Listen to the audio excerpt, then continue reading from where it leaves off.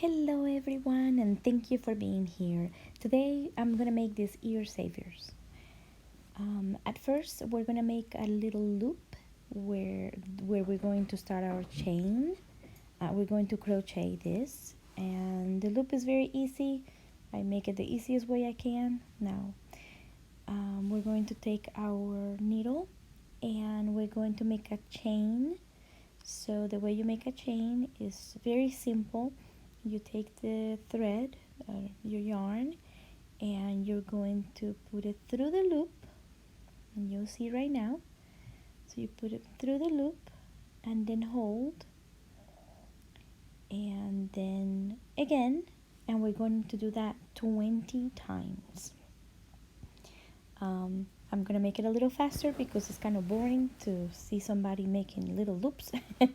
But these ear savers are for people who need to wear a mask for a long time, and I was having a terrible time focusing the camera.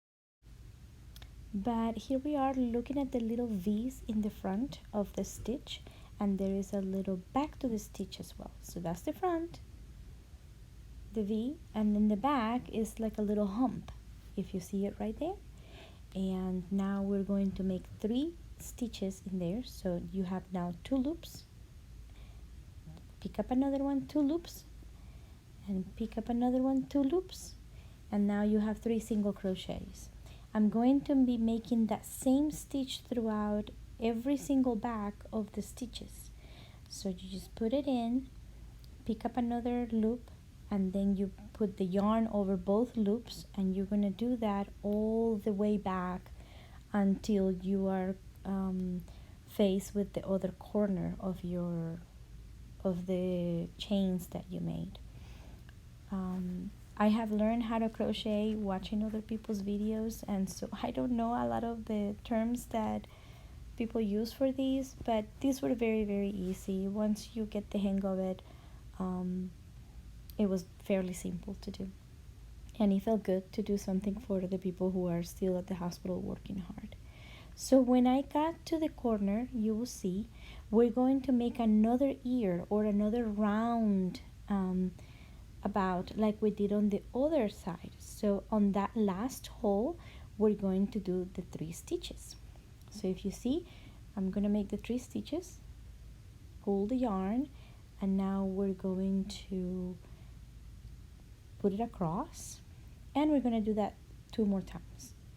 So that's number 2, another single crochet, and again the camera is just not cooperating.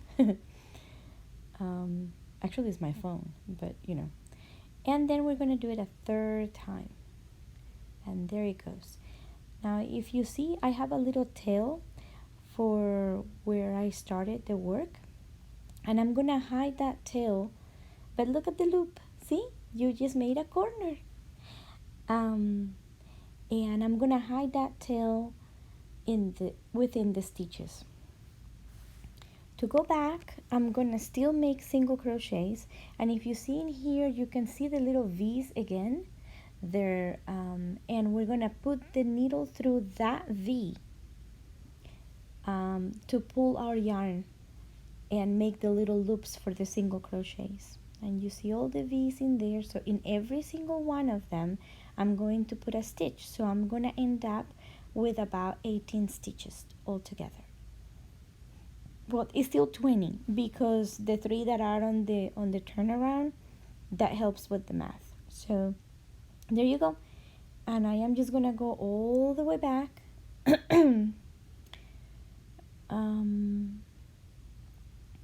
Making the same single crochets, and as you can see, that little tail just disappears. When I am done with this line, and I'm just gonna continue doing the very same stitch all the way back, and when I'm done with this, I will show you how to close the stitches. You can make this fatter by just making another round if you would like to. But if you don't, you just take the buttons, whatever buttons you want. I think bigger buttons might probably easier to wear and to put it on and off. I guess to put it on and take it off. And and just sew them like you would sew a button in a shirt or in a skirt, you know, just regular. And you can use regular thread for that. You don't have to use yarn, obviously, because the holes are not very big. And it's done.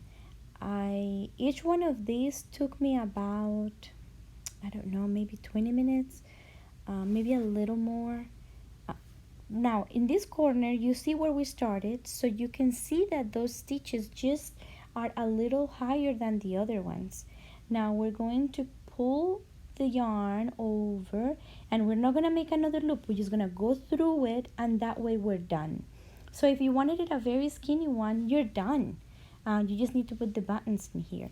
But if you want something thicker, we're going to make another chain in here, and so that makes it longer, and it makes the start of another round. And we're going to put one stitch in there. That takes us to the very corner, and in that stitch we're going to do 3 stitches just like we did at the beginning, because that's our big hole from the beginning. So 3 in there, and there you're going to go back exactly the same way until you come back to that space where the little brown stitch is sticking out. I hope this is clear enough. If not, leave me comments and I might be able to write down the instruction. Maybe written down is better.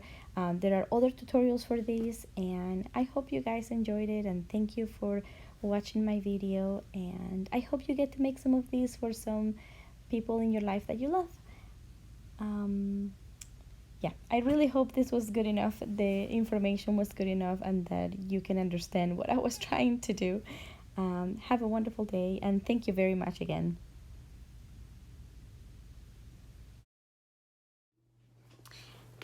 Hello, and thank you for staying over.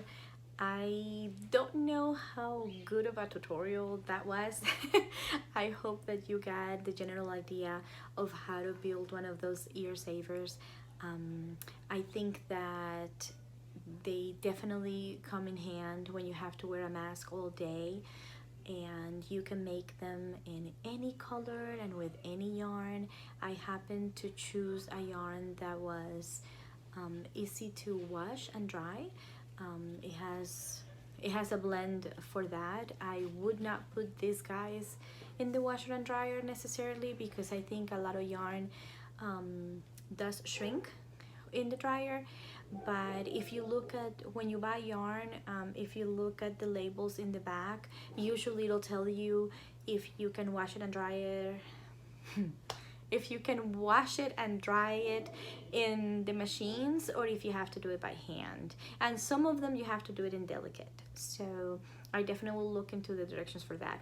And I also bought a box of buttons, and this one I bought at the local Walmart, and it was only like $5, and there is an assortment of different buttons in there. I bought it, I know I said I wasn't gonna buy anything this year, but I bought it because I didn't have any brown buttons in the house. I have a bunch of them, but they're all like pink and purple, and obviously the colors that I use for everything else and had glitter on it or what have you. And I wanted it for this to be serious enough that people could wear them at work. I got the idea to make this from a wonderful interpreter that I have the pleasure to also call my friend. Her name is Ingrid, and she was telling me, I saw these online and maybe you can figure out how to make them. And by the picture that she sent me, I just counted how many stitches the person had done. I thought it looked cuter with the single crochet, but obviously you could do these with any stitch. Like even you could make a row of flowers and it'll work well too. For speed purposes and to get them to her as fast as I could, I made them like this. I still have to figure out if I'm gonna send them by mail or if I'm gonna bring them to the hospital, but it was made with a lot of love, and I hope that she enjoys them as much as one can enjoy that kind of thing. I also made a few extras for other people, and I'm gonna ask her to deliver them for me. I feel that being a hospital employee and working in healthcare for my entire life, really. I was working at this particular hospital for 8 years. I know that I felt very abandoned when these all started to happening. When, if you had asked us a year ago, every mask that we used for anything, even mild things, you wore a mask before you left the room, you threw that mask away.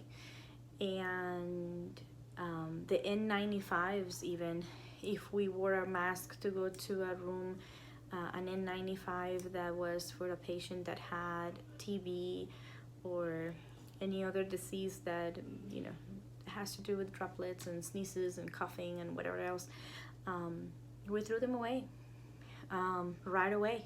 And we were supposed to take them off with our gloves on, and if you were in the room too long, you know, the condensation, this and that, and there were so many rules by the Joint Commission having to do with masks and gloves and all of that. And then when this started happening, all of that went out the window. And at one point, and I have been very careful not to say where I worked because I don't want to get in trouble with those people that have big lawyers and whatever. But at one point, there was a supervisor that came to me with a paper bag and a N95 and said, this is your N95, you have to make it last for, and I said, for how long? And I mean, aren't they disposable? And she said, no, you have to make them last until they're very soiled that you cannot wear them anymore. And yeah, I was given a paper bag to do that, and that is disgusting and it is unsafe. And I think that for all of the posts that these hospitals put up saying, oh, we love our healthcare heroes and all of that, if you did, then you would have taken precautions to take care of us better. And that's all I'm gonna say about that.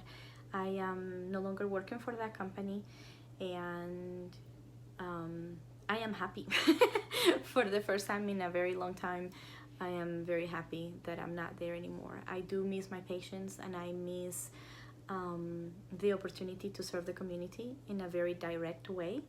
But I got a new job, and I'm gonna be working with patients as well from home. And I am so excited about it. I'm gonna have a more balanced life. And it's very sad because if you had asked me a year ago, I would have told you that I wanted it to retire with this company. It was a dream job, and it was everything that I thought anyone could ever hope for. But a new manager came, and things changed, and then COVID-19 came, and she didn't change. And so the worst of her came out, and it is what it is. But I am happy because with this new place, I have the possibility of growth, and it is exciting. And when I was researching for new work and for a new job, I was very careful to read online what people said about the companies that I was applying for. And because everywhere I work, I give my best, finding a new job wasn't that difficult for me, and I had the opportunity to choose what I wanted it to be. And so I'm just very, very happy that I'm in a good, safer, and healthier place, and I love the new people, and I hope it's gonna be a new adventure and a new way for me to grow. As always, I want you guys to know that I made this ear savers with all my love, and I give when I can, and I give what I can, and I hope that they come in handy for the people who are going to wear them. And always remember that you are beautiful, that you are worthy, and that you are deserving of all the happiness and the love in the world, and I love you. Have a wonderful weekend or a week, and I'll see you guys next week. Bye bye.